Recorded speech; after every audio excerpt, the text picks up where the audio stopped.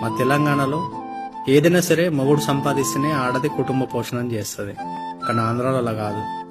వాళ్ళ కుటుంబ పోషణ ఉన్నా లేకున్నా ఆడది బయటకు వచ్చి కష్టపడాలి. నిజంగా తండ్రి మాటకు విలువిచ్చి 14 సంవత్సరాలు వనవాసం చేసిన రాముడి గొప్పవాడైతే తల్లిదండ్రుల మాటకు విలువిచ్చి తలంచుకొని తాళి కట్టుకుని అత్తారింటికి వెళ్ళి వాళ్ళ సంపాదన సరిపోతలేదని గల్ఫ్కి వచ్చిన ఆడది కూడా నా దృష్టిలో చాలా గొప్పది.